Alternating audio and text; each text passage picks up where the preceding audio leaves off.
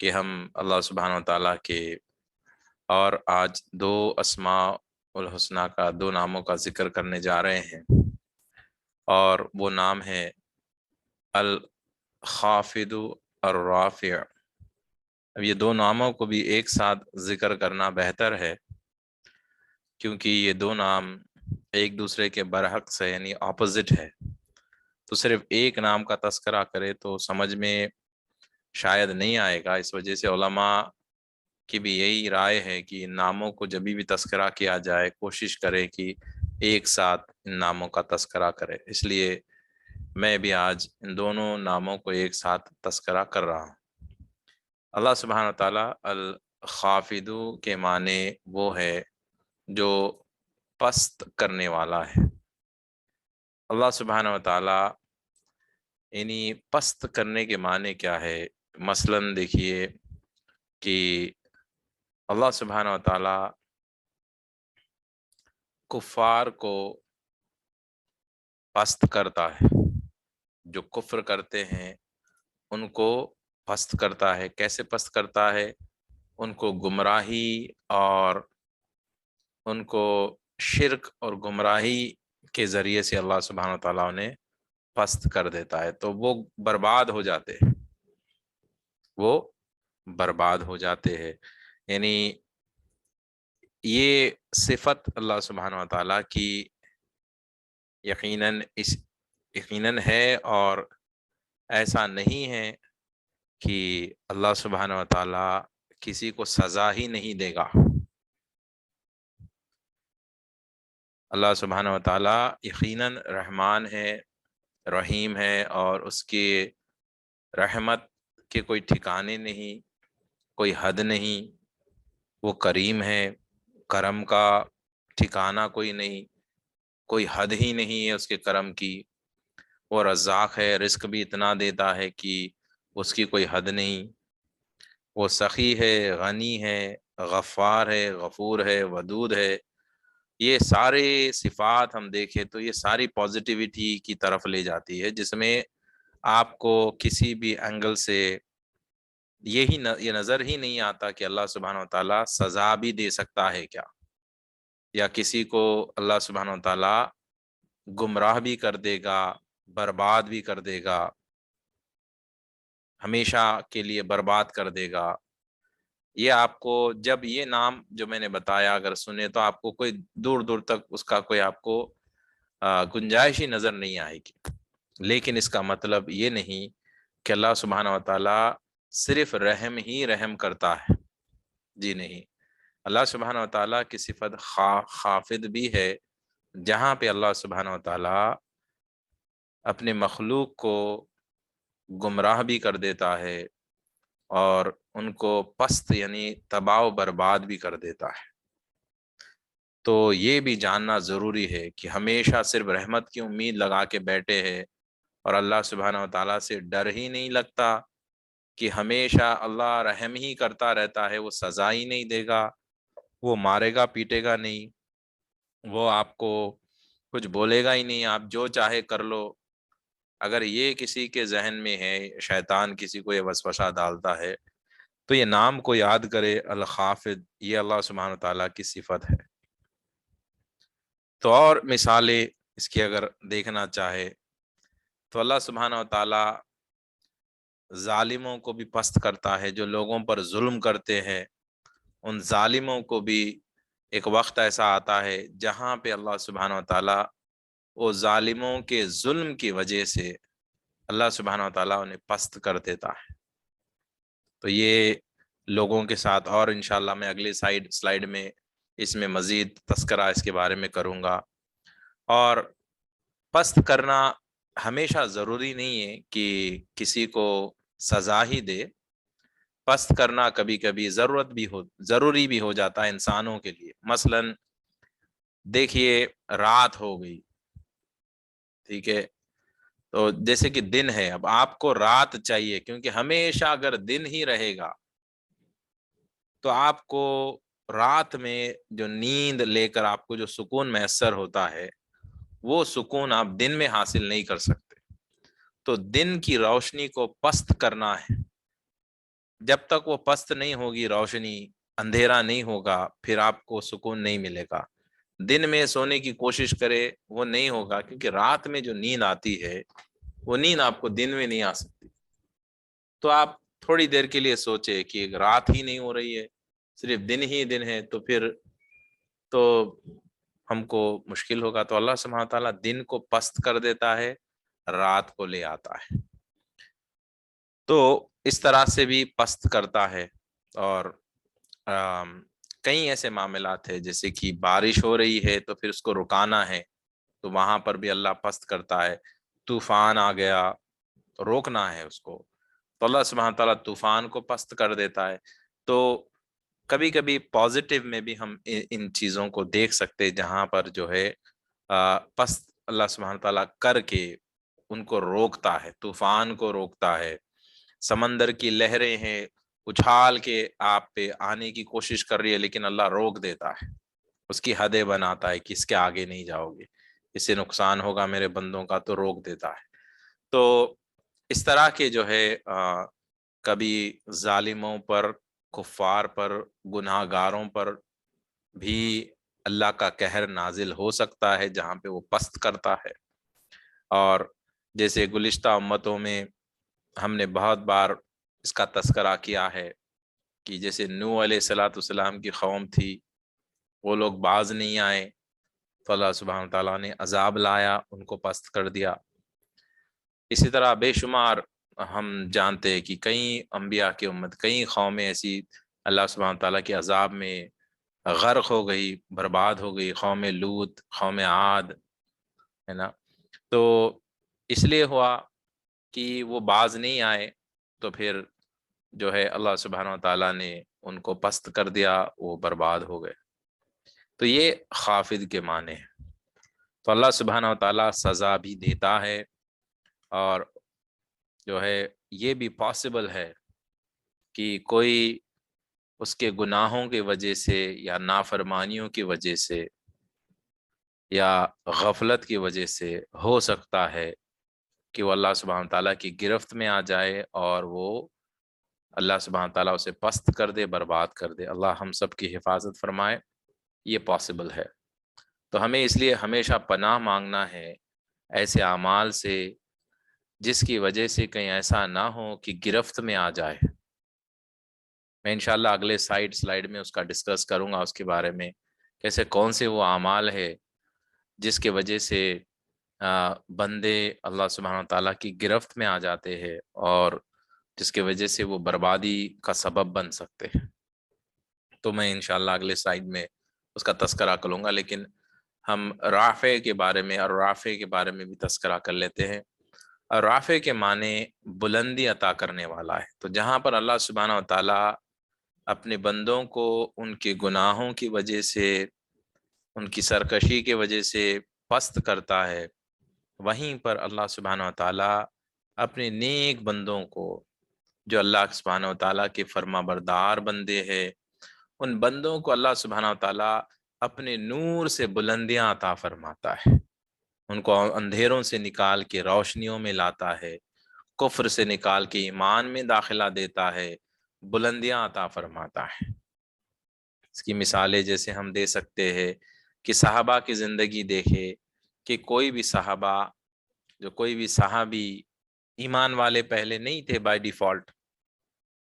تو سب سے اچھی مثال حضرت عمر فاروق رضی اللہ عنہ کی دیکھ لیجئے، کہ وہ کفر میں تھے اور وہ گمراہی میں تھے، اور وہ اسلام کے بہت بڑے دشمن تھے، لیکن اللہ سبحانہ وتعالیٰ نے نبی کریم صلی اللہ علیہ وسلم کی دعا قبول فرمائی، اور دیکھیے کہ عمر فاروق رضی اللہ تعالیٰ عنہ جو کفر و گمراہی میں تھے، ویسے شخص جو ہے اللہ کے حبیب صلی اللہ علیہ وسلم کے خلیفہ بنے، اتنا بلند و بالا مقام کہ عشرہ مبشرہ میں ان کا نام آ گیا۔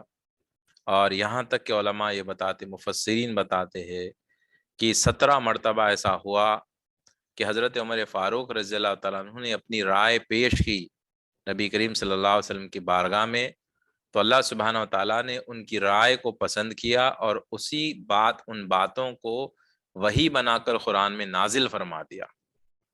تو اللہ سبحانہ تعالیٰ ان کے مشورے کو قرآن کی آیت بنا کے نازل کرے، وہ مقام ان کو ملا، اور اتنا بلند مقام تھا کہ حدیث یہ ہے کہ مفہوم بتا رہا ہوں کہ جس گلی سے عمر فاروق رضی اللہ تعالیٰ عنہ گزرتے، اس گلی سے شیطان ڈر کے بھاگ جاتا۔ تو ایسا بلند مقام و مرتبہ ان کو ملا۔ دیکھیے ان کا پہلے حال کیا تھا، وہ کیسے اندھیروں میں تھے، اور اللہ سبحانہ تعالیٰ رافع نے کس طرح سے ان کی زندگی کو روشن کر دیا، کتنا بلند و بالا مقام، کتنا بلند مقام ان کو عطا فرما دیا۔ تو جتنے بھی نیک بندے ہیں اللہ سبحانہ تعالیٰ ان کو بلندیاں عطا کرتا ہے۔ تو ایسا نہیں کہ گناہ کرے یا کفر میں ہے تو برباد ہی ہو جائے گا بندہ، بالکل ایسا نہیں ہے۔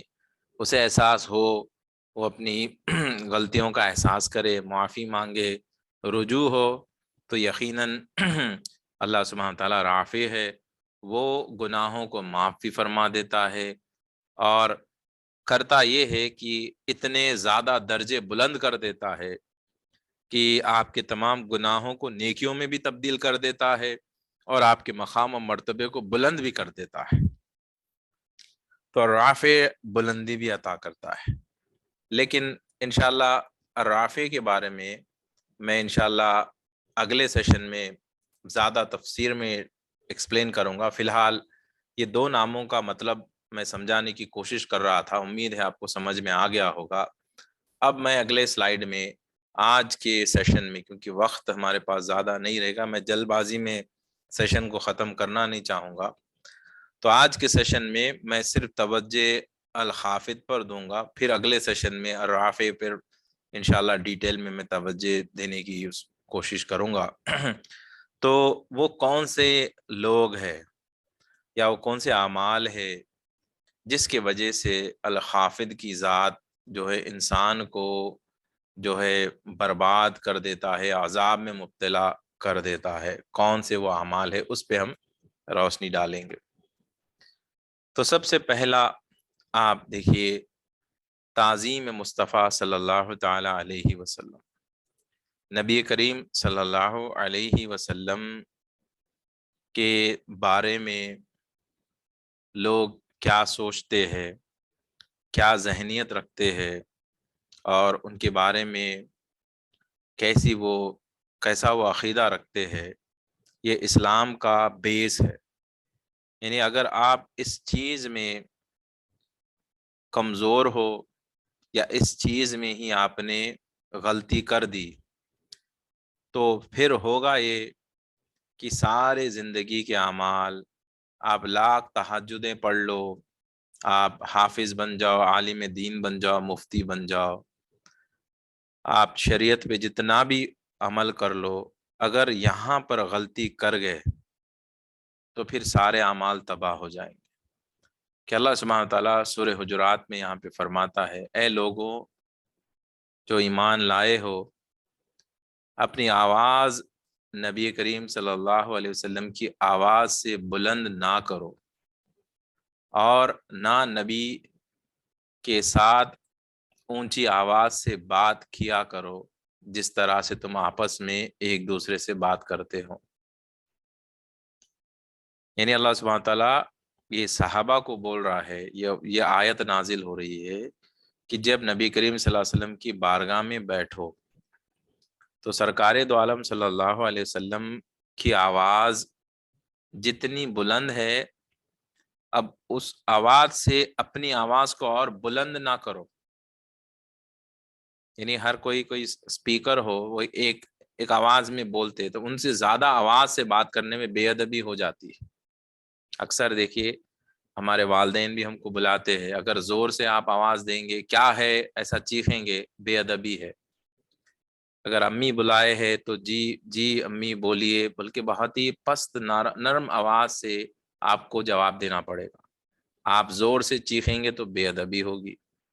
تو اللہ سبحانہ و تعالیٰ یہ ایمان والوں کو حکم دے رہا ہے کہ نبی کریم صلی اللہ علیہ وسلم کی مجلس میں ہو تو نبی کریم صلی اللہ علیہ وسلم کی آواز سے اپنی آواز کو اور بلند نہ کرو۔ کوئی بھی وجہ سے کچھ ڈاؤٹ پوچھنا ہو یا کوئی وجہ سے بلند نہ کرو، اور ان سے اونچی آواز میں بات نہ کرو۔ جس طرح سے تم ایک دوسرے سے بات کرتے ہو، زور سے اونچی آوازوں میں بات کرتے ہو ایک دوسرے سے، اس طرح سے نبی کریم صلی اللہ علیہ وسلم سے بات نہ کرو۔ تو یہ کیا ہو رہا ہے؟ یہ صرف ایسا نہیں کہ ان کی نیت دل میں بے ادبی ہے یا بے ادبی کرنے کی کوئی نیت ہے، نہیں، لیکن غفلت، انجانے میں وہ زور سے بات کر رہے ہیں، یا دوستوں کے ساتھ جیسے کیجولی ہم بات کرتے ہیں اس طرح کی بات چیت کر رہے ہیں۔ تو اللہ کیا فرماتا ہے، کہیں ایسا نہ ہو کہ تمہارے کیا کرا، یعنی تمہارے سارے اعمال غرق ہو جائے اور تمہیں پتہ بھی نہ چلے۔ یعنی صرف اور صرف آواز کو اونچی کرنا نبی کریم صلی اللہ علیہ وسلم کی بارگاہ میں، یا اس طرح سے بات کرنا جیسے آپس میں تم لوگ بات کرتے ہو، اس طرح کی گفتگو بھی اگر کی جائے، اگر سرکار دو عالم صلی اللہ علیہ وسلم کی بارگاہ میں یہ غلطی ہو جائے کسی سے، اللہ فرماتا ہے کہ سمجھ جاؤ ایسی غلطی نہ کرو، کہیں ایسا نہ ہو کہ تمہارے سارے اعمال برباد ہو جائے اور تمہیں اس کی خبر بھی نہ ہو۔ اب یہاں پہ ایک غور کرنے والی بات یہ ہے کہ جب ہم سے گناہ ہو جائے، ہم سے غلطی ہو جائے، تو اللہ سبحانہ و تعالیٰ ہی ہمیں احساس دلاتا ہے کہ یہ تم سے غلطی ہوئی ہے، اور وہی توبہ کرواتا ہے۔ یہ الغفار الغفور کا یہی طریقہ ہے۔ آپ کو کیا لگتا ہے کہ آپ کی غلطی کا احساس جو آپ کو ہوتا ہے، جس سے آپ توبہ کرتے ہیں، آپ خود ہی احساس کرتے ہو، خود ہی معافی مانگتے ہو؟ جی نہیں، آپ کو احساس دلانے والا بھی اللہ سبحانہ و تعالیٰ ہی ہوتا ہے، جو آپ کے دل میں ڈالتا ہے کہ تم نے یہ غلطی کی ہے، تمہیں توبہ کرنا چاہیے۔ اللہ نہ چاہے تو پھر آپ کو دل میں وہ خیال بھی نہیں آئے گا، آپ توبہ بھی نہیں کرو گے، غلطیوں پہ غلطیاں ہوتی جائیں گی، پتہ بھی نہیں چلے گا۔ چونکہ اللہ سبحانہ تعالیٰ ہم سے محبت کرتا ہے، اپنے بندوں کو پسند کرتا ہے، 70 ماہوں سے وہ زیادہ محبت کرتا ہے۔ وہ ہرگز یہ نہیں چاہتا کہ بندہ گناہ کرنے کے بعد گناہ گار ہی رہے، اس لیے وہ ہمیں احساس دلاتا ہے کہ تم نے غلطی کی ہے، معافی مانگ لو، میں معاف کر دوں گا۔ لیکن یہاں پر اللہ سبحانہ تعالیٰ کیا کہتا ہے کہ یہ عمل میں اللہ خصوصاً یہ فرماتا ہے کہ تمہیں اس غلطی کی خبر بھی نہیں ہوگی۔ یعنی نبی کریم صلی اللہ علیہ وسلم کی بارگاہ میں کوئی گستاخی ہو گئی، اعمال بھی برباد ہو جائیں گے، اور تمہیں اس کی خبر بھی نہیں ہوگی کہ تم نے گستاخی کی۔ یعنی وہ بندے کو، گستاخ کو یہ پتہ نہیں چلے گا کہ وہ گستاخی کر رہا ہے، کیونکہ اللہ سبحانہ و تعالیٰ پسند ہی نہیں کرتا کہ وہ احساس بھی کرے اور توبہ بھی کرے۔ اللہ نہیں چاہتا کہ جو اس کے حبیب صلی اللہ علیہ وسلم کی شان میں گستاخی کرے اور وہ احساس کر کے معافی بھی مانگے، اللہ پسند ہی نہیں کرتا اس بات کو۔ ایک بار کسی نے گستاخی کر دی، اللہ سبحانہ تعالیٰ اس کے اعمال کو برباد کر دے گا اور اسے احساس بھی نہیں دلائے گا، وہ ایسے ہی مر جائے گا اس گمان میں کہ وہ جنت میں جائے گا۔ اس کے اعمال تو کب کی برباد ہو چکے ہیں، اس کو احساس بھی نہیں، بس وہ اپنے آپ کو بڑا عالم کہتے پھرتا ہے۔ ہو سکتا ہے اپنے آپ کو بڑا عالم کہے اور بڑی دین کی تبلیغ کرے، دین کی دعوت دے، لوگوں کو، ڈھیر سارے لوگوں کو اسلام کی دعوت دے، تو لوگوں کی نظر میں ہو سکتا ہے وہ بہت بڑا عالم ہو، بہت بڑا مفتی ہو، مفسر ہو، لیکن ہو سکتا ہے کہ اگر وہ گستاخی کر گیا، وہ اعمال پہ اعمال کرتا جائے گا، لیکن وہ سارے اعمال غرق ہو جائیں گے، برباد ہو جائیں گے، اس بات کا اس کو احساس بھی نہیں ہوگا، اور یہ ہوگا کہ اس کی جب موت آئے گی تو پھر اس کا رہے گا کیا؟ اس کے پاس ایمان ہی نہیں رہے گا، سب کچھ ختم ہو جائے گا۔ تو نبی کریم صلی اللہ علیہ وسلم کے تعلق سے ہم یہ ضرور دیکھتے ہیں کہ کئی ایسے لوگ ہیں جو دین کی تبلیغ کرتے ہیں، دین کی باتیں بتاتے ہیں، سنتوں پہ عمل کرنے کی بات کرتے ہیں، لیکن وہ ایسے علماء کی پیروی کرتے ہیں، ایسی کتابیں وہ پڑھتے ہیں اور پڑھاتے ہیں جس میں نبی کریم صلی اللہ علیہ وسلم کی شان میں گستاخی ہے، صاف لکھا ہوا ہے، صاف لکھا ہوا ہے، اور صاف وہ اپنے بیانات میں بولتے بھی ہے۔ اس کے باوجود بھی لوگ ایسے علماء کے پیچھے جو ہے بھاگتے ہیں، ان کے بیانات سنتے ہیں، ان کی عزت کرتے ہیں، ان کی تعظیم کرتے ہیں۔ آپ بتائیں کہ حبیب اللہ صلی اللہ علیہ وسلم کی کوئی گستاخی کرے اور ایک سچا مسلمان، ایک سچا عاشق رسول اس کی تعظیم کیسے کر سکتا ہے؟ اس کو ایک عالم کیسے بول سکتا ہے؟ اس کو فالو کیسے کر سکتا ہے؟ تو آج کے اس فتنہ انگیز دور میں یہ بہت بڑا فتنہ ہے اور بہت بڑی گمراہی ہے لوگوں میں، اس بات کا احساس ہمیں نہیں ہو رہا ہے۔ یہ لوگ جو ہے لوگوں کی، یا تو میں جہالت کہوں یا غفلت کہوں، کہ وہ اس بات سے اتنے غافل ہے کہ کون عاشق رسول ہے، کون گستاخ رسول ہے، اس کا ڈفرینشیٹ بھی نہیں کر سک رہے ہم لوگ آج۔ ہر کسی کو ہم نیک ہی سمجھتے، ہر کسی کو اچھا ہی سمجھتے، یعنی جو اسلامک بات کر رہا ہے ہم یہ سمجھتے کہ بس یہ بس اچھا ہی آدمی ہے۔ جی نہیں، ہر نماز پڑھنے والا، ہر عبادت کرنے والا، ہر کلمہ پڑھنے والا ضروری نہیں ہے کہ وہ کامیاب ہے۔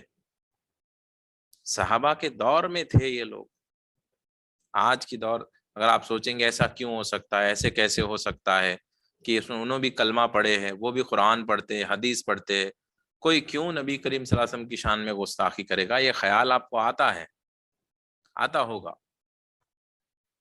میں یہ کہتا ہوں کہ اگر آپ کو ایسا لگتا ہے کہ کوئی کیوں کر سکتا ہے، تو میں یہ کہتا ہوں آج تو 1400 سال کے بعد آپ کو یہ لگتا ہے کہ کون کیوں کرے گا، میں تو یہ کہتا ہوں نبی کریم صلی اللہ علیہ وسلم کی بارگاہ میں بیٹھ کر، ان کو دیکھ کر دل میں گستاخی کرنے والے، بغض کرنے والے اس دور میں بھی تھے۔ اب آپ سوچیں کیوں کرتے ہوں گے یہ لوگ؟ کیوں نبی کریم صلی اللہ علیہ وسلم سے ان کو نفرت تھی؟ کیوں دل میں بغض رکھتے؟ یہی تو شیطان ہے۔ اب آپ دیکھیے کہ تھوڑی دیر کے لیے آپ یہ سوچئے کہ شیطان ایک ایسا عبادت گزار تھا، دنیا بھر کی زمینوں پہ سجدے ہیں اس کے، وہ علم دین تھا اس کے پاس، کروڑوں سال اس نے عبادت کی، وہ فرشتوں کو پڑھایا کرتا تھا، تو اس کو کیوں آدم علیہ الصلوۃ والسلام سے نفرت تھی دل میں؟ کیوں پسند نہیں تھے وہ؟ آدم علیہ الصلوۃ والسلام کیوں پسند نہیں آئے اس کو؟ اس لیے پسند نہیں آئے کہ اس کے اندر وہ غرور تھا اور تکبر تھا کہ میں تو اللہ کو ایک مانتا ہوں۔ شیطان نے کبھی اللہ کا انکار نہیں کیا، آج بھی وہ انکار نہیں کرتا۔ شیطان انکار اللہ سے کبھی نہیں کیا، نہ اس نے اللہ کے سامنے سجدہ کرنے سے انکار کیا، وہ ابھی بھی ریڈی ہے، وہ اللہ کو ابھی بھی مانتا ہے، وہ ایسا نہیں کہ اللہ کا انکار کرتا ہے، اس کو معلوم ہے ایمان لایا ہے اللہ پر، وہ ایمان لایا ہے۔ وہ ایمان اگر نہیں لایا ہے تو نبی پر نہیں لایا، اسی لیے تو مردود ہو گیا۔ اس نے اللہ کے ہر حکم کو مانا ہے لیکن صرف نبی کے تعظیم سے منع کیا ہے۔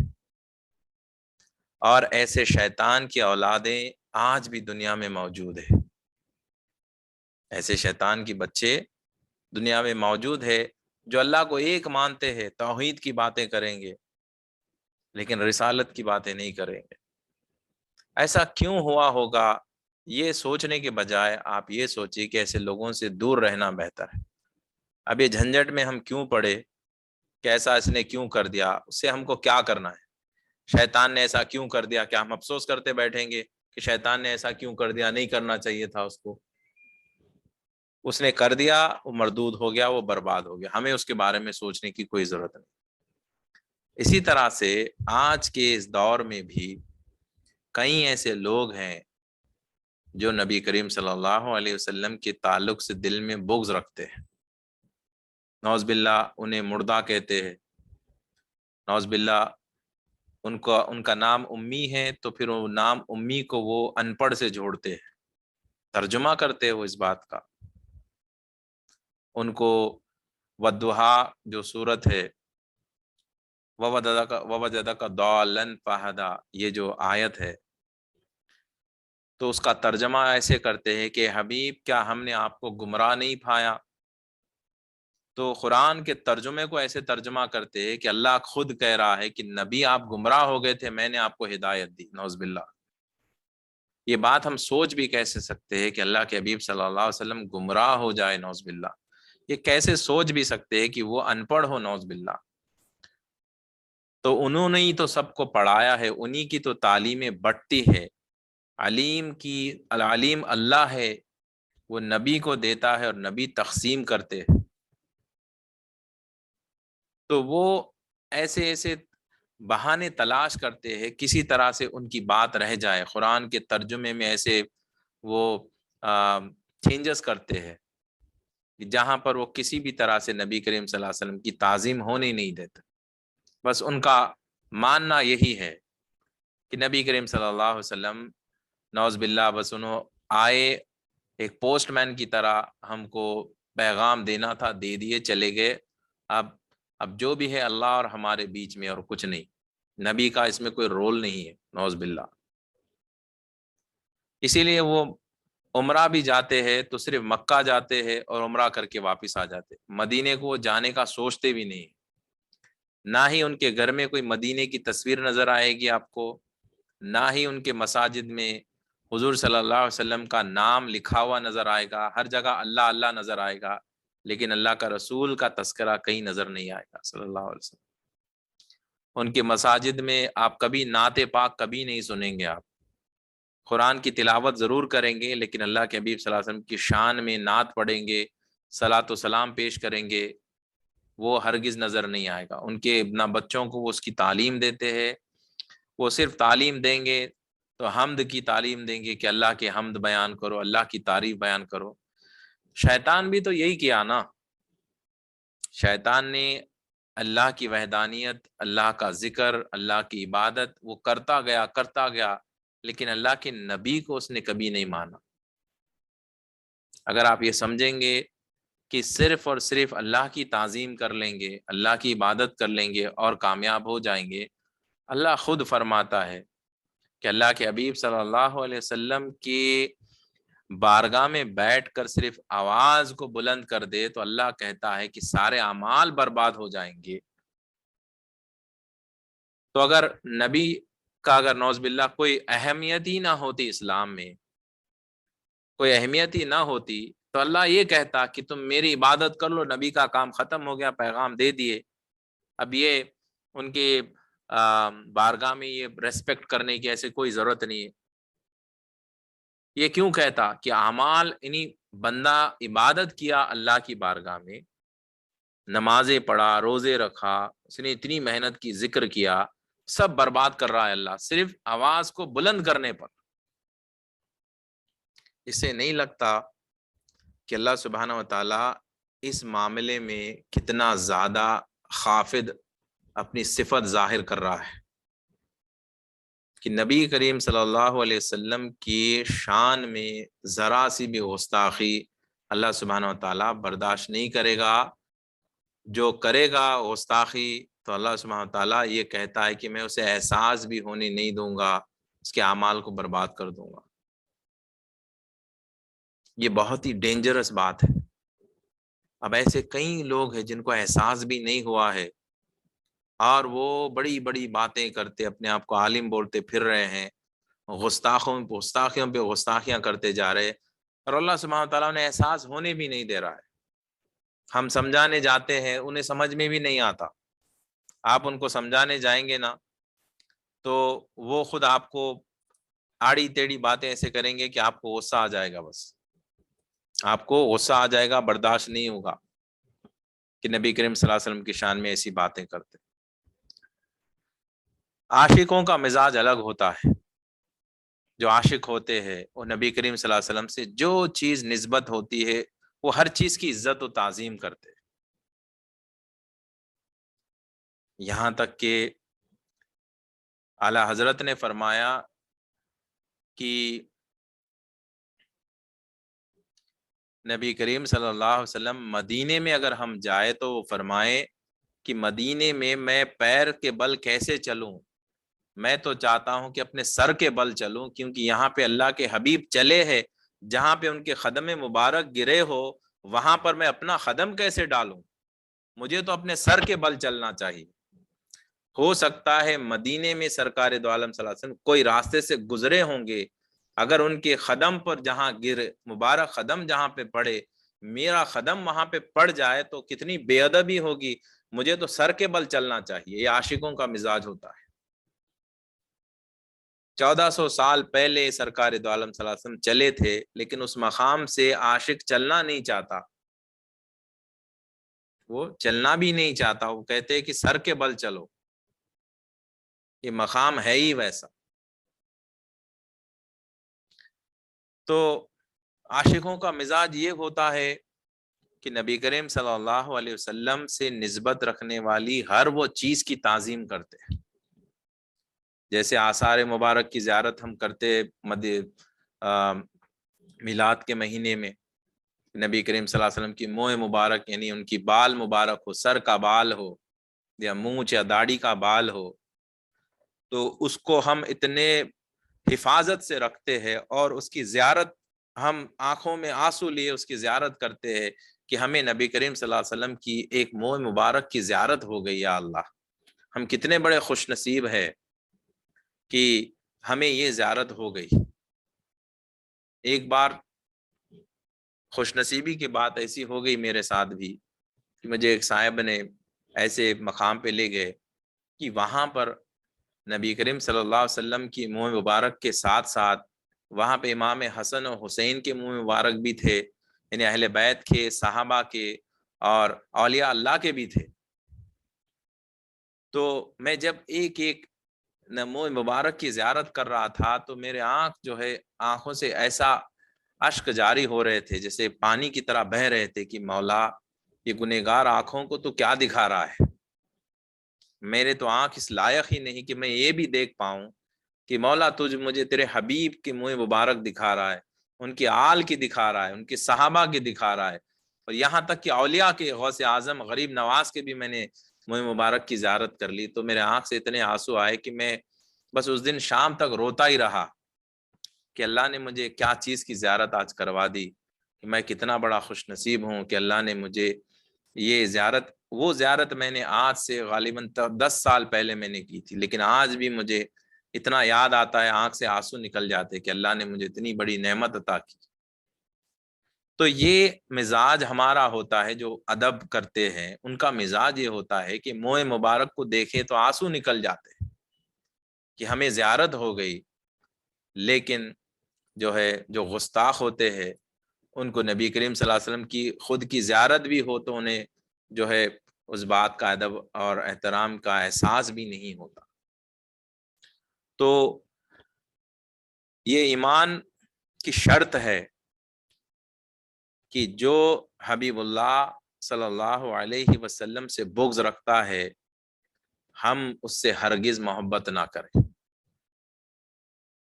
یہ بات آپ کو سمجھنا ضروری ہے۔ اگر آپ یہ سمجھیں گے کہ دنیائی معاملہ ہے، کاروباری معاملہ ہے، وہ معاملات اپنی جگہ رکھو، ایمان اپنی جگہ ہے، ان سے آپ رشتہ جوڑیں گے، شادی کریں گے ان کے گھر میں، ان سے دوستی کریں گے، اٹھیں گے بیٹھیں گے، آپ کا دل کیسے چاہتا ہے کہ جو نبی کریم صلی اللہ علیہ وسلم کی شان میں گستاخانہ کلمات بولے ویسے لوگوں سے آپ دوستی بھی رکھو؟ یہ محبت نہیں ہے۔ اگر آپ کے ابا کو کوئی گالی دے یا ڈائریکٹ گالی نہ دے لیکن آپ کے ابا کے تعلق سے دل میں بغض رکھتا ہو، کیا آپ اس سے دوستی کرنا پسند کریں گے یا ان سے رشتہ جوڑنا پسند کریں گے؟ مجھے کیا کرنا ہے، ابا اور ان کے بیچ کی بات ہے، ایسا تھوڑی کریں گے۔ اگر آپ اپنے والد سے محبت کرتے ہو، یہ محبت کی دلیل ہے کہ جو شخص آپ کے والد سے نفرت کرتا ہے آپ بھی اس سے نفرت کریں گے، آپ، یہ لازم ہے۔ آپ کے والد کے دشمن سے محبت کرتے ہو تو اس کا مطلب یہ کہ آپ کو آپ کے والد سے ہی محبت نہیں. یہ تو ایک عام رشتہ ہے.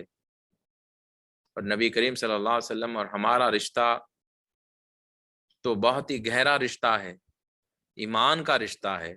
اگر ان کے شان میں کوئی گستاخی کرے اور پھر آپ یہ بولیں گے کہ نہیں ہم ان کے بیانات بھی سنیں گے، ان کی تقاریر بھی سنیں گے، ان کے ساتھ اٹھیں گے بیٹھیں گے، دوستی رکھیں گے، رشتہ داری رکھیں گے، تو پھر کہیں ایسا نہ ہو کہ آپ کے اس طرح کے سوچنے کی وجہ سے آپ بھی نعوذ باللہ اللہ نہ کرے کہ ان لوگوں میں شامل ہو جائے، شمار ہو جائے. ہو سکتا ہے کیونکہ آپ جس کو دوست رکھیں گے اسی کے ساتھ محشر میں اٹھائے جاؤ گے. یہ بھی حدیث ہے. ہمیں ایسے لوگوں سے نہ دوستی رکھنا ہے، نہ ایسے لوگوں کی صحبت میں ہمیں اٹھنا بیٹھنا ہے، نہ ہی ایسے لوگوں سے کوئی محبتیں رکھنا ہے. یہ چیز آپ اچھی طرح سے ذہن میں بٹھا دیں. دوسری بات، ایک اور حدیث بھی ہے جو بتا کے میں اور آگے بڑھتا ہوں کہ جمعے کا وقت تھا، رمضان کا مہینہ، جمعے کا وقت اور جمعۃ الوداع اور خطبے کی گھڑی، جمعے کا دن ہے اور خطبے کی گھڑی ہے. نبی کریم صلی اللہ علیہ وسلم، یہ مشہور حدیث ہے، ممبر مبارک پہ پہلا اپنی قدم مبارک رکھتے ہیں، جبرائیل علیہ الصلوۃ والسلام تشریف لاتے ہیں اور دعا کرتے ہیں کہ برباد ہو جائے وہ شخص جس نے ماہ رمضان کو پایا ہو اور اپنی بخشش نہ کروائی ہو. تو اللہ کے حبیب صلی اللہ علیہ وسلم نے آمین کہا. پھر دوسرے ممبر کی سیڑھی پر نبی کریم صلی اللہ علیہ وسلم نے اپنے قدم مبارک رکھے تو جبرائیل علیہ الصلوۃ والسلام نے یہ دعا کی کہ برباد ہو جائے وہ شخص جس نے بوڑھے ماں باپ کو پایا ہو اور اپنے گناہوں کی بخشش نہ کروائی ہو، یعنی ان کی خدمت کر کے بخشش نہ کروائی ہو. تو اللہ کے نبی صلی اللہ علیہ وسلم نے آمین کہا اس بات کو. جب تیسرے سیڑھی پر نبی کریم صلی اللہ علیہ وسلم نے اپنے قدم مبارک رکھے تو جبرائیل علیہ الصلوۃ والسلام نے یہ دعا کی کہ ہلاک ہو جائے وہ شخص جس نے محمد رسول اللہ صلی اللہ علیہ وسلم کا نام لیا ہو اور اس کے بعد درود نہ پڑھا ہو، درود نہ بھیجا ہو، وہ ہلاک ہو جائے. تو آقا دو جہاں صلی اللہ علیہ وسلم نے آمین کہا.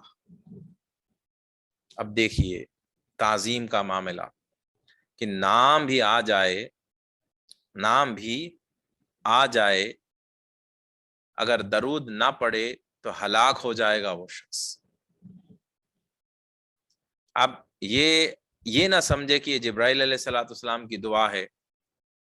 آپ کو کیا لگتا ہے جبرائیل علیہ الصلوۃ والسلام اپنی مرضی سے آ کے دعا کر کے گئے؟ وہ پرسنل انٹرسٹ پہ تھوڑی دعا کر کے گئے. اللہ کی مرضی کے بنا تھوڑے آ سکتے ہیں وہ. کیا وہ اللہ کی مرضی کے بنا دعا کر کے گئے؟ جی نہیں، اللہ کی ہی مرضی تھی اس میں. اللہ سبحانہ و تعالیٰ چاہتا تھا کہ وہ جائے اور دعا کرے، یقیناً اللہ کے حکم سے ہی وہ آئے. دوسری بات، نبی کریم صلی اللہ علیہ وسلم نے آمین کیوں کہا؟ کیا وہ اپنی مرضی سے آمین کہتے؟ جی نہیں، نبی کے زبان سے جو بات نکلتی ہے وہ اللہ کی بات ہوتی ہے، چاہے وہ وحی ہو یا حدیث ہو، بات اللہ کی ہوتی ہے. یاد رکھیے، انبیاء اپنی زبان سے اپنی بات نہیں کرتے، جو بولتے ہیں اللہ کی بات ہی بولتے ہیں. تو نبی کا آمین کہنا اللہ کا آمین کہنا ہے، یاد رکھیے. تو نام لینے کے بعد درود سلام نہ بھیجا، ان کے بارگاہ میں درود نہ بھیجا تو ہلاک ہو جائے گا وہ شخص. یہ دعا ہے اور نبی کے آمین پہ یقیناً کسی کو کوئی شک ہونا نہیں چاہیے کہ یہ دعا قبول نہیں ہوگی. اب آپ بتائیں کہ اب یہ جاہلوں کو کون سمجھائے کہ جو نبی کریم صلی اللہ علیہ وسلم کی شان میں ایسے گستاخیاں کرتے ہیں، نام لینے پر درود ہی نہ پڑھنا گستاخی مانا جاتا ہے، ان کے تعلق سے ایسی باتیں کریں گے تو بتائے کہ ان کا حال کیا ہوگا. لیکن تعجب کی بات بالکل نہیں، کیونکہ آیت ہمارے آنکھوں کے سامنے سورہ حجرات کہہ رہی ہے کہ اللہ خود کہہ رہا ہے کہ میں انہیں احساس ہونے ہی نہیں دوں گا کہ ان کے اعمال برباد ہو گئے، میں احساس ہونے ہی نہیں دوں گا۔ اور یہی صاف ظاہر ہے کہ گستاخان جتنے بھی گستاخ ہے، آپ دیکھیں گے کہ وہ کبھی ریپنٹ نہیں ہوتے، ان کو لاکھ سمجھا لے آپ، وہ کبھی بھی آپ یہ نہیں دیکھیں گے کہ گستاخ رسول صلی اللہ علیہ وسلم وہ توبہ کر کے پلٹ کے آیا ہو، آپ کو نہیں ملے گا۔ آپ بتائیں، ایک بھی نہیں ملے گا۔ وہ غرق ہو کے ہی رہتے ہیں۔ میں نے آج تک میری زندگی میں کسی گستاخ کو پلٹتے ہوئے نہیں دیکھا، نہیں پلٹتے، کیونکہ اللہ انہیں پلٹنے دیتا ہی نہیں۔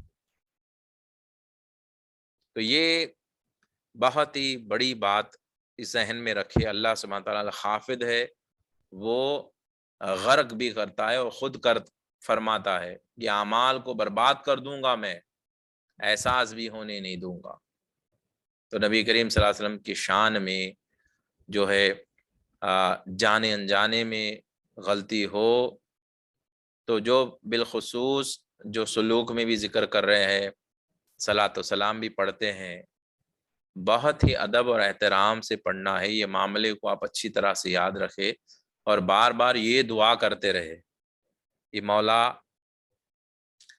آپ یہ دعا اسی وقت فوراً کر لیجئے کہ مولا زندگی میں کبھی بھی جانے انجانے میں تیرے حبیب صلی اللہ علیہ وسلم کی شان میں میری زبان سے ہو یا میری سوچ میں ہو یا خیال میں ہو کوئی گستاخی اگر ہو گئی ہے، مولا میں تیرے بارگاہ میں سچے دل سے توبہ کرتا ہوں، مجھے معاف کر دے۔ یہ آپ دعا کر لیجئے تو سمجھ جائیے کہ اللہ نے آپ کو ہدایت دے دی کہ آپ کی غلطی اگر ہوئی ہے اللہ معاف کر دے گا۔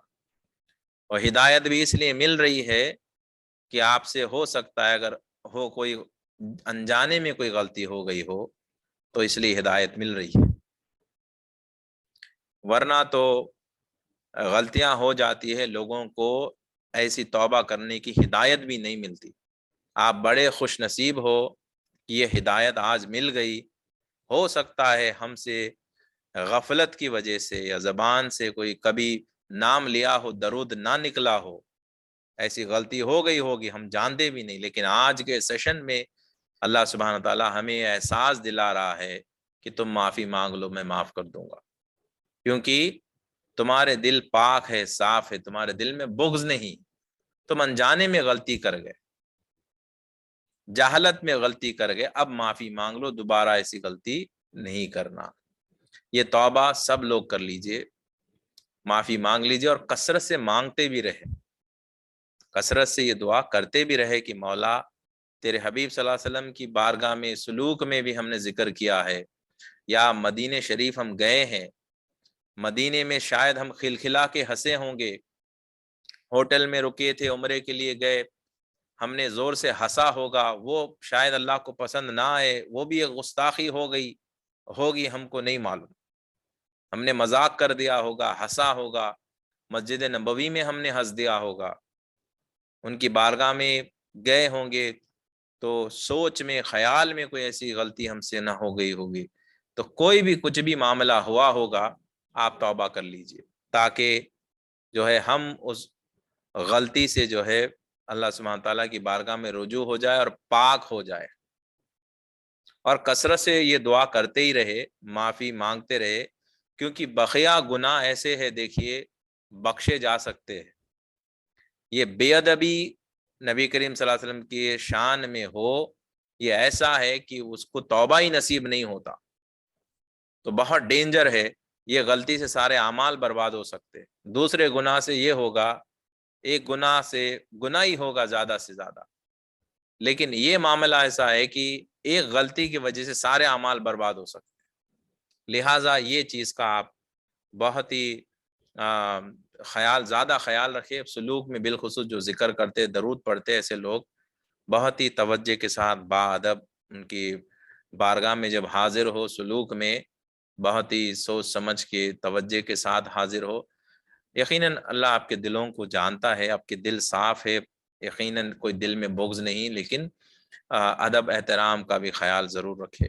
یہ چیز کو آپ دل میں رکھیں۔ دوسری اہم بات کہ غرور اور تکبر سے ہمیں بچنا ضروری ہے۔ اللہ سبحانہ و تعالی غرور اور تکبر کرنے والوں کو برباد کر دیتا ہے۔ یہ حدیث قدسی ہے کہ اللہ سبحانہ و تعالی فرماتا ہے کہ میں غرور تکبر کرنے والوں کو اور زنا کرنے والوں کو میں غربت میں برباد کر دیتا ہوں، یعنی انہیں اللہ سبحانہ و تعالی ہر اعتبار سے ان کو غریب بنا دیتا ہے، یعنی علمی اعتبار سے، عملی اعتبار سے اور رزق کے اعتبار سے، ہر اعتبار سے وہ غریب بن کے برباد ہو جاتا ہے۔ کون برباد ہوتا ہے؟ جو شخص غرور اور تکبر رکھتا ہے۔ یہ سب سے بڑی مثال شیطان کی مثال ہے۔ اس سے بڑی مثال میں کیا دوں آپ کو کہ وہ اتنا بڑا عبادت گزار ہو کر صرف غرور اور تکبر کی وجہ سے مردود ہو گیا، وہ مردود ہو گیا، جنت سے نکال دیا گیا۔ تو پھر اب اس سے بڑی مثال میں کیا دوں؟ یہ غرور اور تکبر یہ اللہ سبحانہ و تعالیٰ کو ہرگز پسند نہیں۔ تو کسی کو مال کا غرور ہو سکتا ہے، کسی کو علم کا غرور ہو سکتا ہے، کسی کو خوبصورتی کا غرور ہو سکتا ہے۔ اکثر لوگ سمجھتے ہیں کہ نہیں میں تو غرور تکبر نہیں کرتا، یہ سمجھتے، لیکن بہت کیئرفل رہنا ہے کہ شیطان یہاں پر دھوکہ دیتا ہے۔ ریاکاری بھی ہوتی ہے، غرور بھی ہوتا ہے اکثر۔ خاص طور پہ یہ میں نے غور کیا ہے کہ شادیوں کے معاملات جو ہوتے، دعوتوں کے معاملات میں خواتین کو اس تعلق سے زیادہ خیال رکھنا ہے کہ ان کے پاس بالخصوص ایسے خواتین جن کو بہت سارے اللہ نے دولت سے نوازا ہے، ان کے پاس زیورات وغیرہ زیادہ ہو، مہنگا لباس وہ پہنتی ہے یا اللہ نے انہیں خوبصورت بنایا ہے، تو اکثر یا وہ مالدار گھرانے سے ہو، تو اکثر یہ ہوتا ہے کہ وہ جب وہ دعوت میں آتی ہیں تیار ہو کر، تو ان کے ٹھاٹ بھاٹ ہی الگ ہوتے ہیں۔ ان کا بات کرنے کا انداز، چھوٹے لوگوں سے بات نہیں کریں گے ہم، یعنی ایک دم آواز میں، ٹون میں بھی یہ غرور تکبر کا انداز، اور بس لوگوں سے یہی ایکسپیکٹیشن رہتا کہ سب دیکھو میری طرف، دیکھو میرا سونا، میرے زیورات دیکھو، میرا لباس دیکھو، میری خوبصورتی دیکھو۔ اللہ اتنا خوبصورت چہرہ بنانے کے بعد بھی وہ اتنا میک اپ لگاتی ہے کہ اس میں وہ چاہتی ہے کہ اور خوبصورت لگے۔ کافی نہیں ہے، اللہ نے جو چہرہ دیا ان کو کافی نہیں لگتا، ان کو لگتا ہے کہ اور بناوٹی چہرہ ایسا بناؤ کہ لوگ بس دیکھ کے دنگ رہ جائے۔ تو یہ چیزوں کا ہمیں بہت کیئرفل رہنا ہے کہ ایک خاتون کو صرف اپنے شوہر کے سامنے سجنا سورنا ہے، بس شوہر کو دکھانے کے لیے وہ جتنا ہیرے زیورات پہنتی ہے پہن لے، کوئی اس میں حرج نہیں، وہ عبادت میں شمار ہوگا۔ لیکن اور لوگوں کو دکھانے کے لیے ہرگز ایک عورت کو اس طرح سے تیار نہیں ہونا ہے۔ کیوں تیار ہو رہی ہو اس طرح سے دعوت میں؟ تو یہ ایسا ہو گیا ہے کہ دعوت میں جائیں گے تو ہی تیار ہوں گے۔ ہیرے زیور جو بھی زیور آپ کے پاس ہے وہ دعوت میں ہی جانے کے لیے پہنتے ہیں، اور شوہر کے سامنے کوئی پہنتا ہی نہیں۔ کوئی خاتون، کوئی بیوی دیکھے پہنتی ہی نہیں، دعوت میں ہی، کیونکہ لوگوں کو دکھائے، دعوتیوں کو دکھایا جائے کہ میں نے کیا کیا پہنا ہے۔ یہی تو ریاکاری ہے کہ آپ چاہتی ہو کہ لوگ آپ کو دیکھے، تعریف کرے۔ یقیناً عورت کو سجنا سورنا ہے، لیکن کس کے سامنے؟ شوہر کے سامنے، لوگوں کے سامنے نہیں۔ تو یہ الٹا معاملہ ہے کہ لوگوں کے سامنے سجنا سورنا چل رہا ہے اور شوہر کے سامنے پھٹے پرانے کپڑے پہن کے رہو۔ شوہر کے سامنے سجنا سورنا چاہیے تھا، ابھی معاملہ الٹا ہو گیا۔ تو میں ایسے بھی نہیں کہہ رہا ہوں کہ بالکل آپ فقیروں کی طرح جو ہے بالکل ہی دعوت میں چلے جاؤ، ایسا بھی نہ کرے۔ اس میں آپ کی فیملی کا، ریپیوٹیشن کا اگر خیال ہو کہ لوگ آپ کو دیکھ کر آپ کے شوہر پہ کوئی یہ نہ کرے کہ بھئی یہ اس کا حال اتنا برا کیوں ہے، تو لوگ سمجھے، کہیں ایسا نہ سمجھے کہ آپ کے شوہر کی بے عزتی نہ ہو جائے. اگر یہ خیال ہے کہ نہیں میرے شوہر کی میں شان دکھانا چاہتی ہوں کہ میرا شوہر مجھے اچھا خاصا رکھا ہے، کیونکہ اکثر اگر بیٹی ماں باپ کے گھر واپس جائے تو سج کے سور کے جائے تو ماں باپ خوش ہوں گے کہ ہمارے داماد ہماری بیٹی کو بہت اچھا خیال رکھتے ہیں، خوش ہوں گے. یہ نیت سے اگر سج کے جا رہی ہو تو بہت اچھی بات ہے، کیونکہ اگر آپ کا حال برا ہو، ایسے حال میں آپ گھر جا رہی ہو تو ماں باپ کو لگے گا کہ میری بچی کا وہ داماد اچھا خیال نہیں رکھتے، اس وجہ سے اس کا حال اتنا برا ہے. ایسا بھی نہ کرے. آپ کی نیت پہ دار و مدار ہے. دعوت میں بھی سج کے اگر جا رہی ہو، اس میں نیت اگر آپ کا ویلڈ نیت ہے کہ آپ اس میں اپنے شوہر کی شان لوگوں کو دکھانا چاہتی ہو کہ وہ بہت اچھے انسان ہے، نیک ہے اور میرا اچھا خیال رکھتے ہیں، یہ نیت سے جا رہی ہو تو پھر اس میں ثواب ہوگا. تو یہ چیز ضرور یاد رکھے. اور مردوں کے لیے یہ ہے کہ خاص کر کے نوجوان بچوں کو کہ اللہ سبحانہ و تعالیٰ اگر انہیں اچھے بال دیا ہے، نوجوان بچے بالخصوص وہ کیا کر رہے ہیں آج کل، فیس بک پر جو جم جا رہے ہیں اور جم میں جو ہے ایکسرسائز کر رہے ہیں اور اس کے فوٹوز ڈال رہے ہیں، اور الگ الگ سٹائل میں فوٹوز لینا. اگر اچھے بال ہو تو پھر وہ اچھا فیس ہو تو پھر وہ اس کے فوٹوز لے لو. تو یہ ساری چیزیں جو ہے پھر یہ بھی دکھاوا ہے. اور مالدار ہو تو پھر اس کی اکڑ الگ ہوتی ہے، اس کا ڈریسنگ سٹائل. ایک دم مرد حضرات کے بارے میں بول رہا ہوں کہ وہ لوگ چھوٹے لوگوں سے ادب سے بات نہیں کرتے، یعنی چھوٹے لوگ ان دا سینس جو غریب لوگ ہوتے ہیں ان سے اکڑ کے بات کرنا، غرور میں بات کرنا. جو مالدار ہو، ان کے پوزیشن کا آدمی ہو، اس سے اچھا بات کریں گے. اور جو چھوٹا آدمی ہو اس کے ساتھ آپ جو ہے بالکل بدتمیزی سے بات کریں گے یا بات ہی نہیں کریں گے. تو یہ غرور تکبر ہے. آپ کو نرمی سے بات کرنا ہے. غریب ہو، فقیر ہو، بھیک مانگنے بھی آپ کے گھر پہ کوئی آئے بہت ہی نرمی سے بات کرنا ہے. جھڑکی نہیں دینا ہے، جھڑکنا نہیں ہے، چلے جاؤ نکل جاؤ. اپنا غصہ کسی اور پہ نہیں اتارنا ہے. تو آپ اس ساری چیزوں پہ کنٹرول رکھنا ضروری ہے. رشتہ دار ہے، غریب رشتہ دار ہے تو اکثر ان سے عزت سے بات نہیں کرتے. مالدار ہو تو بہت عزت سے بات کرتے. گھر پہ مہمان مالدار آئے تو اس کا انتظام الگ کرتے ہیں. غریب آئے، دونوں بھی رشتہ دار ہے، دونوں بھی مہمان ہیں، لیکن غریب آئے تو اس کے لیے خاص انتظامات نہیں ہوتے کیونکہ یہ غریب ہے. مالدار آئے، پیسے والا آئے، اس کے لیے ہم اسپیشل انتظامات کرتے کہ یہ بہت پیسے والا ہے، کہ ہمارے نظروں میں پیسہ ہی سب کچھ رہ گیا. مہمان تو مہمان ہے، وہ غریب امیر اس سے ہم کو کیا لینا دینا ہے. آپ کو ہر کسی کو ایکولی دیکھنا ہے. تو جو ہے غرور تکبر جس کے اندر ہوتا ہے، یقیناً اللہ سبحانہ و تعالیٰ خود فرماتا ہے کہ انہیں وہ برباد کر دے گا. اور اس میں زنا کا بھی ذکر آیا ہے اس حدیث قدسی میں کہ دیکھیے یہاں پر بھی یہ حدیث ایک اور حدیث ہے جہاں پہ نبی کریم صلی اللہ علیہ وسلم نے فرمایا کہ حیا ایمان کا حصہ ہے. جس کے اندر حیا نہیں اس کے اندر ایمان نہیں. اور مثال دے کے انہوں نے بتائی کہ جیسے دو پرندے ایک جھاڑ کے ڈالی پر بیٹھتے ہیں، جیسا ایک پرندہ اڑتا ہے تو کچھ دیر کے پاس دوسرا بھی اڑ جاتا ہے، اسی طرح سے جس کے اندر سے حیا نکل جاتا ہے وہ شخص کے اندر سے ایمان بھی نکل جاتا ہے. تو حیا ایمان کا حصہ ہے. مرد اور عورتیں دونوں بھی حیا کرنا ضروری ہے. خواتین کے لیے یہ ضروری ہے کہ وہ پردے کی پابندی کرے، لیکن یہاں پر بھی دیکھیے پریکٹیکل بات میں بتاؤں تو پردہ بھی جو ہے ایک فارمیلٹی بن کے رہ گیا ہے. پردہ حقیقت میں آپ کا باطنی پردہ ہونا ضروری ہے.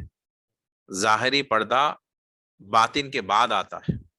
باطنی پردہ کیا ہے؟ آپ کے دل میں اندر سے روحانی معاملات آپ کا ایسا ہونا چاہیے کہ کوئی بھی غیر محرم مرد آپ کو نہ دیکھے. یہ سب سے پہلی چیز ہونی چاہیے آپ کے اندر سے. اندر سے نیت یہ ہے کہ میرے طرف مرد دیکھے اور میری تعریف کرے، اور باہر سے نقاب لگا کے جا رہی ہو. تو اس سے ہوتا یہ ہے کہ اس کا نتیجہ یہ نکل رہا ہے کہ وہ برقع پہننے کے بعد بھی وہ اس تلاش میں ہے کہ کوئی مرد ان کی طرف دیکھے. اس لیے وہ آج کل جو دیکھ رہے ہیں کہ فیشن والے برقعے پہننا، ڈیزائن والے، چمکی والے، تاکہ وہ چاہتی یہ ہے کہ لوگ ان کی طرف دیکھیں. جب آپ کی خواہش یہی ہے کہ مرد آپ کو دیکھے تو پھر برقع پہن کے کیا فائدہ؟ اللہ آپ کی نیتوں کو دیکھتا ہے. دل میں یہ ہے کہ کوئی دیکھے، پھر اوپر سے برقع پہن رہی ہو، تو پھر یہ ایسا برقع پہننا، ایسا نقاب لگانا کیا فائدہ؟ کوئی فائدہ نہیں اس کا. تو اندر سے حیا ہونا ضروری ہے، دل سے حیا ہونا کہ کوئی بھی غیر محرم مرد مجھے نہ دیکھے، یہ حیا ہے. اگر یہ نہیں ہے تو پھر اندر سے ہی نہیں ہے تو پھر باہر سے کر بھی رہے ہو تو پھر اس کا کوئی فائدہ ہونے والا نہیں ہے. یہ چیز آپ اچھی طرح سے ذہن میں رکھیے. ٹائٹ برقع پہننا، چمکی والا، ایسا سٹائل والا کہ جس سے لوگ آپ کو دیکھیں، آپ اٹریکٹ ہو، تو پھر وہ آپ کا برقع پہننا ہی بیکار ہے. یہ لازم ہے کہ جو نقاب برقع بہنیں پہنتی ہے وہ لوز ہو، اتنا لوز ہو کہ لوگوں کو پتہ نہ چلے کہ وہ پتلی ہے یا موٹی ہے، کیسی ہے، ان کو کسی کو پتہ نہ چلے. اور وہ شائننگ والا اٹریکٹیو نہ ہو، بالکل سیدھا سادہ ہو. ایسا نہ اٹریکٹیو نہ ہو کہ لوگ دیکھتے ہی کہاں سے لیا ہے برقع یہ پوچھنے لگے. اتنا فیشن والا، لوگ جینز کے ٹائپ کے کپڑے میں پہن رہے، سمجھ میں نہیں آ رہا ہے کہ برقع پہن رہی یا وہ جینز کا ڈریس پہن رہی ہے، سمجھ میں نہیں آ رہا. کوٹ کے سٹائل میں پہنتی ہے کہ کوٹ ہی پہننا تھا تو کوٹ پہن لینا تھا، برقعے کی شکل میں کیوں پہن رہی ہو؟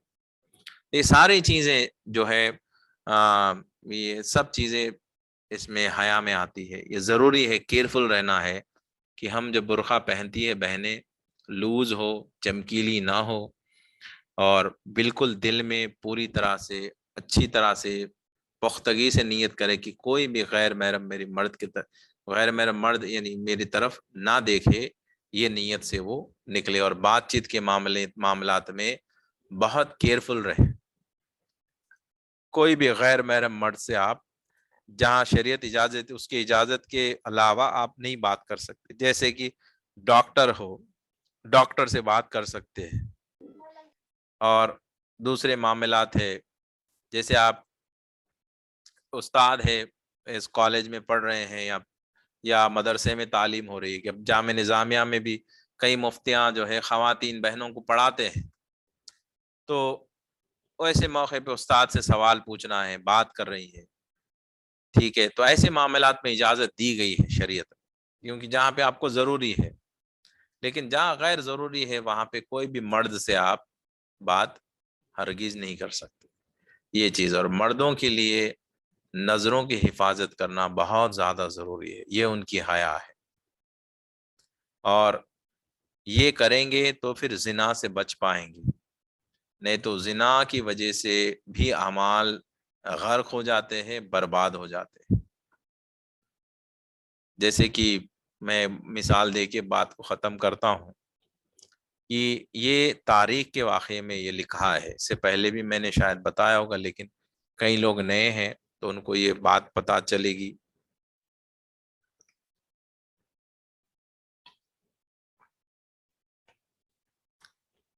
تو سن لیجئے، اور یہ بات آپ دوسروں کو بھی سنا سکتے ہیں کہ حرم شریف میں ایک شخص تھا، وہ کعبے کے غلاف کو پکڑ کے زور زور سے دعا کر رہا تھا، رو رو کر کے، اللہ مجھے ایمان پہ موت دے دے، ایمان کی حالت میں موت عطا فرما.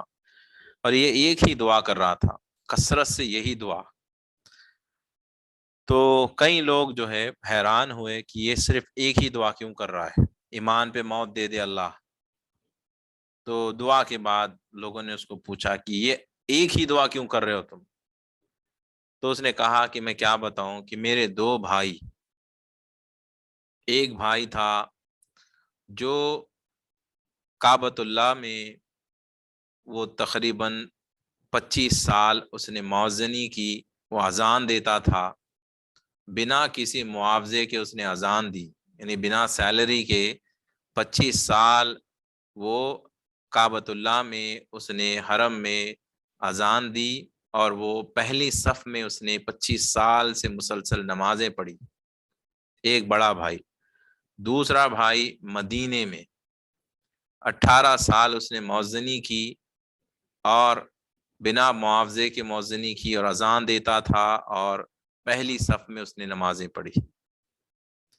لیکن یہ دونوں بھی میرے جو بھائی ہے وہ کفر کی موت مر گئے، کہ جب موت آئی کافر ہو کے مر گئے۔ لوگ حیران ہو گئے کہ ایسا کیا کر دیا ان لوگوں نے، ایسی کیا غلطی ان سے ہو گئی کہ وہ حرم شریف میں اذان دے رہے تھے، پہلی صف میں ان لوگوں نے نماز پڑھی، لیکن موت جب آئی تو کافر کی موت مر گئے۔ ایسی کون سی غلطی وہ لوگ کثرت سے کیا کرتے تھے؟ تو اس نے کہا کہ ویسے تو غلطیاں ہوتی ہے انسان سے، لیکن ایک ان سے ایسی غلطی جو کثرت سے ہوتی تھی، وہ یہ غلطی تھی کہ جو خواتین بہنیں، اب حرم میں تو آپ دیکھیں گے نقاب میں ہی آتی ہے اکثر لوگ، تو مدینے میں مکے میں آپ بے نقاب کہاں دیکھو گے، اس دور میں پرانی بات بتا رہا ہوں۔ تو یہ دو بھائیوں کی ایک بری عادت یہ تھی کہ وہ جو بہنیں نقاب میں بھی جو جاتی تھی، برقع پہن کر بھی جاتی، تو وہ ان کو گھورا کرتے تھے، یعنی نقاب کے اوپر سے بھی وہ گھور گھور کے ان کو دیکھا کرتے تھے۔ بس یہ برا عمل وہ کثرت سے کیا کرتے تھے۔ اب وہ یہ کہتا ہے کہ ہو سکتا ہے یہ برا عمل کی وجہ سے ان کی جب موت آئی تو کفر کی موت مر گئے۔ اب یہ ڈر رہا ہے کہ کہیں اس کے ساتھ بھی ایسا نہ ہو۔ تو دیکھیے وہ تو خواتینوں کو برقعے میں نقاب میں گھورا کرتے تھے، تو یہ حال ہوا۔ اب سوچئے ہمارے نوجوان بچے ناچ گانا بے حیائی دیکھ رہے ہیں یوٹیوب پر یا ٹی وی پر، جو ہے لباس، ایسا لباس کہ بالکل لباس کے برابر، لباس کا نام ہی شرم آ جائے اس سے سن کر کہ لباس لباس ہی نہیں، ایسا وہ بے نقاب ہو کر بے حیائی جو ہو رہی ہے ٹی ویوں میں اور ویڈیوز میں اور راستوں پر بازاروں میں، اگر ہمارے نوجوان نظروں کی حفاظت نہیں کریں گے، اگر یہ بے حیا بے پردہ عورتوں کو گھور گھور کے دیکھیں گے تو پھر ان کا حال کیا ہوگا؟ تو لہٰذا مردوں کو یہ بہت زیادہ ضروری ہے کہ وہ ایسے سارے چینلز، راستے بند کر دے جو زنا کی طرف لے کے جاتے۔ مثلا یوٹیوب، اگر آپ کے اندر آپ کا ایمان اتنا پختہ نہیں کہ آپ ایسے بری چیزوں سے بچ سکتے ہو، تو پھر آپ یوٹیوب یوز کرنا ہی بند کر دیجئے۔ آپ فیس بک یوز کرنا ہی بند کر دیجئے۔ اگر آپ فیس بک پہ لاگ ان کرتے ہی آپ کو خواتین کے فوٹوز دکھ رہے ہیں، آپ کو برے ویڈیوز نظر آ رہے ہیں، تو آپ فیس بک میں لاگ ان ہی نہ کریں۔ اور آپ کوئی مارکیٹ میں جاتے ہیں، وہاں پہ بہت زیادہ خواتین کا گزر ہوتا ہے، تو آپ ایسے مارکیٹ میں جائیے مت، پرہیز کریے۔ اگر آپ اپنے آپ کو کنٹرول نہیں کر سکتے، اپنے نظروں کی حفاظت نہیں کر سکتے، تو آپ اس جگہ پہ جائیے ہی نہیں جہاں پہ آپ سے گناہ ہونے کا اندیشہ۔ جتنا ہو سکتا ہے آپ پرہیز کریں، اس سے آپ کو آسانی ہوگی بچنے میں۔ نیوز پیپر میں بھی خواتین کی تصویریں، آپ کوئی بھی سوشل نیٹ ورکنگ سائٹ میں جائے، ایڈورٹائزمنٹ میں آپ کو خواتین نظر آئیں گے۔ تو یہ لوگ خواتین کو ایک ڈھال بنا کے استعمال کر رہے ہیں۔ ان کو معلوم ہے کہ مرد لوگ دیکھیں گے اور ان کا ایڈورٹائزمنٹ سکسیسفل ہو جائے گا. جتنا ناچ دکھائیں گے، جتنا گانا دکھائیں گے، وہ اتنا سکسیسفل ہو رہا ہے. وہ کرکٹ کا میچ بھی ہو، اس میں بھی ناچ دکھایا جا رہا ہے. تو کرکٹ میچ کی شکل میں بھی اگر وہ چیز آ رہی ہے تو پھر آپ کرکٹ میچ دیکھنا ہی بند کر دیجئے. کیا کرنا ہے آپ کو دیکھ کر؟ تو مردوں کو یہ ضروری ہے اس چیز سے بچے، کیونکہ زنا کے تعلق سے بھی اللہ سبحانہ وتعالی خافض ہے. وہ خود کہہ رہا ہے کہ وہ ان کو برباد کر دے گا. اور زانیوں کے تعلق سے جو ہے دردناک عذاب کا جو ہے تذکرہ آیا ہے کہ جہنم میں ان کو بہت ہی خطرناک قسم کے عذابات دیے جائیں گے، بے حیا عورتوں کے لیے اور زانی مردوں کے لیے. بہت سارے اگر وہ عذابات تذکرہ کریں گے تو بہت ٹائم نکل جائے گا. لیکن میں آپ کو اس لیے سنا رہا ہوں یہ باتیں کہ آپ لوگ یہ سن کر دوسروں تک ضرور ان باتوں کو پہنچائیں. میں واٹس ایپ پہ انشاءاللہ آپ کو میں نے ایک بلاگ لکھا ہے جس میں زنا کے تعلق سے جو نقصانات ہوتے ہیں اور جس کے عذابات ہوتے ہیں، میں نے کافی سال پہلے اس بلاگ کو میں نے لکھا تھا. وہ آپ پڑھ لیجئے ایک بار تاکہ آپ کو دوسروں کو بتانے میں آسانی ہوگی. قرآن کی آیتیں، حدیثیں میں نے جوڑی ہے اس میں. وہ چیز کا ریفرنس آپ لے کر آپ ضرور نوجوان بچوں میں، بچیوں میں یہ باتوں کو عام کرے تاکہ وہ لوگ جو غلط راستے پہ جا رہے ہیں وہ غلط راستے پہ جانے سے بچ سکے. یہ ضروری ہے. تو یہ چند باتیں تھی جو آپ کے سامنے میں رکھنا چاہ رہا تھا کہ اللہ سبحانہ و تعالی الخافض ہے اور ایسے اعمال کرنے سے ہو سکتا ہے کہ انسان کے سارے اعمال برباد بھی ہو سکتے. تو اس میں کیا کیا ہے؟ نبی کریم صلی اللہ علیہ وسلم کے شان میں ذرا سی بھی گستاخی نہ ہو، غرور و تکبر نہ کرے، اور بے حیائی جو ہے ہرگز ایکسیپٹیبل نہیں ہے. با حیا ہمیں رہنا ہے، خواتین اور مردوں کو زنا سے بچنا ہے. اور آخری بات، حرام لقمے سے بچنا ہے. اس میں بھی اعمال برباد ہوتے ہیں. ایک حرام لقمہ آپ کے 40 سال کی عبادت کو برباد کر سکتا ہے. تو حرام لقمے سے بچے، یعنی کاروبار میں جھوٹ بول کے، دھوکہ دے کے کمائے تو وہ بھی حرام ہے. اور آپ نے کوئی ریسٹورینٹ میں حرام لقمہ کھا لیا، بنا تحقیق کرے آپ کھا لیے، وہ بھی حرام ہے. یہ اسی چیزوں سے بچنا ہے. آخری بات، ماں باپ کی نافرمانی. یہ بھی ایک ایسا عمل ہے جس سے سارے اعمال برباد ہو سکتے ہیں. ماں باپ سے اونچی آواز میں بات کرنا، ان کے دل کو ٹھیس پہنچانا، تکلیف پہنچانا، یہ سارے زندگی کے اعمال کو برباد کر سکتے ہیں. تو آپ اپنے والدین کے ساتھ جب گفتگو کرے، بہت ہی کیئرفل رہیے. اس کو بالکل مذاق میں نہیں لینا ہے، ان کو بالکل جو ہے ایزی نہیں لینا ہے. یہ بہت ہی ڈینجرس میٹر ہے جو آپ کی زندگی اور آخرت کا سوال ہے، دنیا اور آخرت کا سوال ہے. اب آپ اپنی والدین کے پاس جا رہے ہو تو سمجھیے کہ آپ اپنی دنیا اور آخرت کو اپنے سر پہ اٹھا کے جا رہے ہو. ذرا سی غلطی تو سارے اعمال برباد ہو سکتے ہیں. یہ سوچ کے بات کرے، یہ سوچ کے بات کرے کہ اگر غلطی ہوئی، تکلیف پہنچی، تو پھر جو اعمال کی ٹوکری آپ لے کے سر پہ جا رہے ہو سب برباد ہو گئے.